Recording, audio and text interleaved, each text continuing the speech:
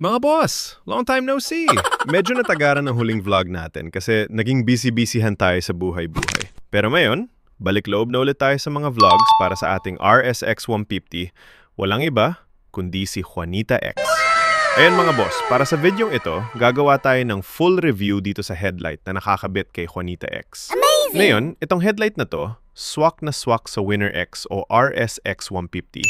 Kasi halos magkaparehas lang naman ang dalawang motor na to mga bossing ko. Tetestingin natin na yon para makita natin, sulit nga ba talaga mag-upgrade ng headlight? O mas okay na mag-stick na lang muna sa stock? Ang video na to ay hindi sponsored or bayad ng brand. I-review lang talaga natin ang napili kong headlight kung mas okay ba talaga siya sa stock. Simulan na natin. Kung makikita nyo, meron tayong dalawang motor dito. Ang isa ay si Juanita X at ang isa naman ay ang Winner X ng pinsan ko na all stock. Paandarin na muna natin itong sa pinsan ko para bumukas ang headlight niya. Pwede ba pag-patest yun? Wag. Baka Wag. makapitiis. Kaso pagbagsak nun, Pinga. sabot ang NDL. Sabot talaga yun.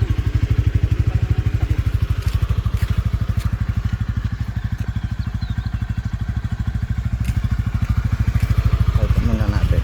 Yan, high, low. Low, yan. High, low. Ito naman. Pwede na paanda rin to. Sir, may kisiga yung motor natin, sir. High. High, low. High, low. Malakas yung silbo. Kaya nga. Ayun nga nung inaano. Tinatanong kasi nila kung mas malakas.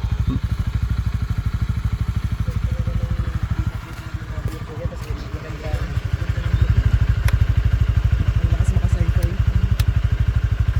Kalipad kasi yan eh. Oo. Susubukan daw. Meron din dito. So, kita naman siguro na mas malakas tong aftermarket na headlight na kinabit natin kay Juanita X. Bonus na din na meron siyang astig na eyeline na napapalitan ng kulay via Bluetooth. Amazing! Install mo lang ang app niya at i-connect sa Bluetooth, then ayun na. Ma-adjust mo na sa gusto mong kulay ang eyeline niya. Siyempre, kung meron positive side, ay meron ding negative side itong headlight natin. Opo, meron siyang downside. Hindi na-adjust ang height ng ilaw niya. Hindi katulad ng stock, nagagamit ka lang ng screwdriver, ma-adjust mo na ang buga ng ilaw niya. Pero ayos na din, to dahil nga mas malakas siya sa stock, and considered upgrade na din siya. Nga pala mga boss, hindi siya plug and play.